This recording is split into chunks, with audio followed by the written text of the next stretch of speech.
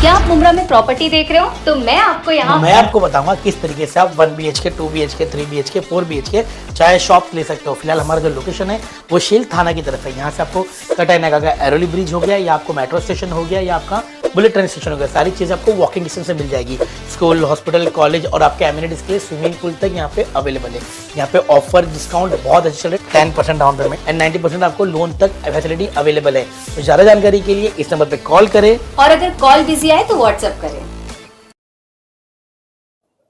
मैं इस्लामुद्दीन खान और आप देख रहे हैं प्रहार टाइम्स।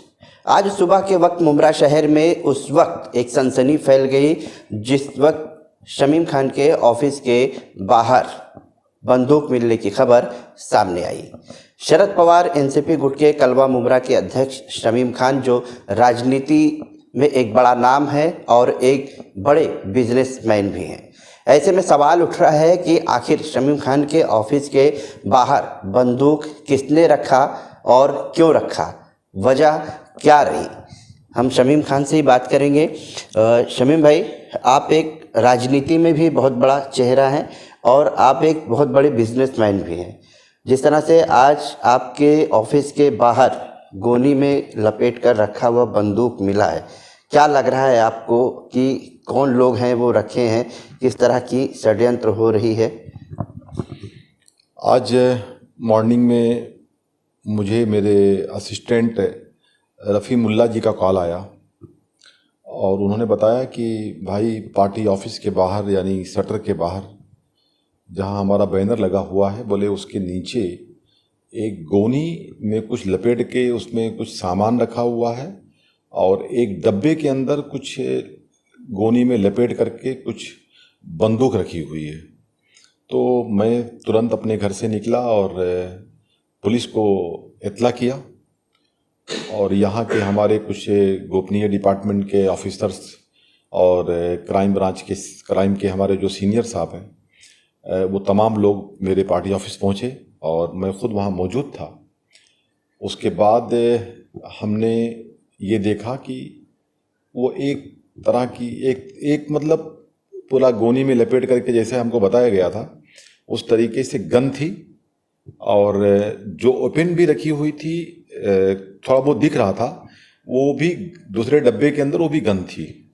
तो उसको हमने पुलिस के हवाले कर दिया और पुलिस, यानी जो क्राइम इंचार्ज साहब थे वो पुलिस आई थी, गोपनीय पुलिस थी और क्राइम इंचार्ज थे, मैंने उनको हवाले कर दिया। क्या लग रहा है आपको कि इस तरह से जो है आप बता रहे कि बंदूक था रखा था, कितनी बंदूकें थी और आपको क्या लग रहा है कि कौन लोग रख सकते हैं? क्योंकि जिस तरह से आप राजनीति में भी हैं और एक बिजनेसमैन भी है, तो आगे आपको खतरा भी हो सकता है इसको लेकर। मुझे खतरे का डाउटफुल है और आज से नहीं है, मुझे खतरे का डाउटफुल काफ़ी दिनों से चल रहा है। और रही बात ये जो आपने पूछा कितनी बंदूकें थी, तो टोटल जो मैंने बाद में गोनी लेकर के सब गए पुलिस, मैंने जब वहाँ के शरद पाटिल साहब से पूछा तो उन्होंने बताया कि सर टोटल 9 बंदूक थी वो।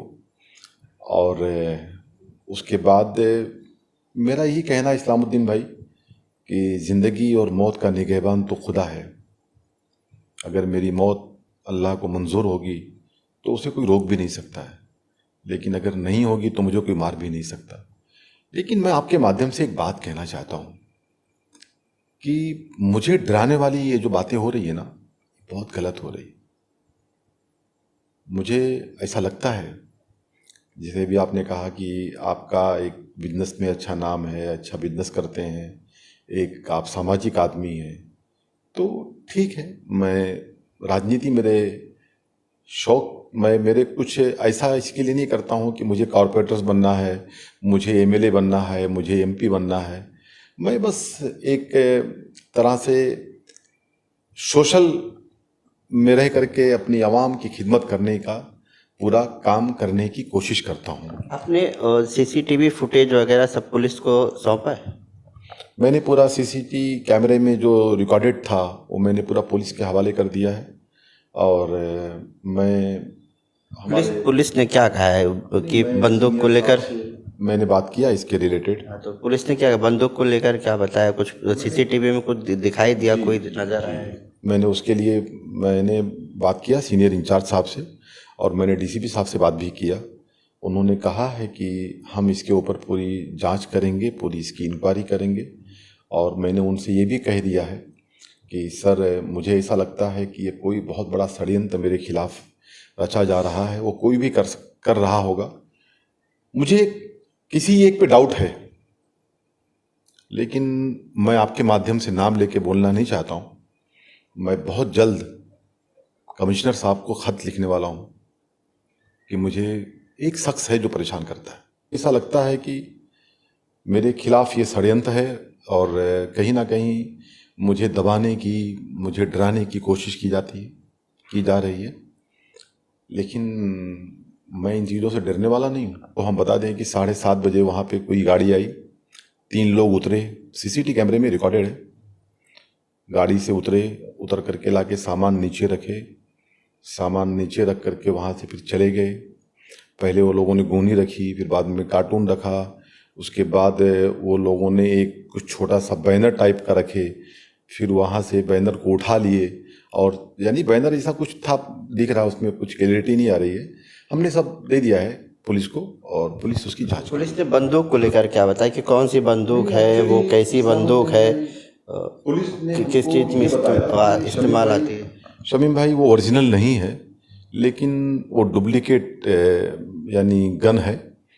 लेकिन मैं ये मानता हूँ कि पुलिस जो बंदूक थी वो डुप्लीकेट है वो, लेकिन इस्लामुद्दीन भाई वो जिस तरीके से आप अगर डुप्लीकेट है तो फिर भी वो वहाँ पर रखना इस तरीके से गोनी में बांध कर, अरे आज डुप्लीकेट है, कल तो ऐसा तो नहीं कि राजनीति के तहत जो आपको डराने की कोशिश की जा रही हो, या फिर आगे चल के आज डुप्लीकेट है तो कल और कुछ असली में हो सकता है। हो सकती है, कल ला करके कोई मेरे ऑफिस के अंदर भी रख सकता है, कल मेरे घर के गेट पे कोई ला के रख सकता है। तो मैं पुलिस से ये कहना चाहता हूँ कि थोड़ा इस पे ज़रूरत है इसकी पूरी जांच करने की। और रही बात इस्लामुद्दीन भाई, शमीम खान किसी से डरने वाला नहीं, अल्लाह ताला के अलावा। मुझे कोई भी डराने वराने की कोशिश ना करे, मैं किसी से डरने वाला नहीं हूँ।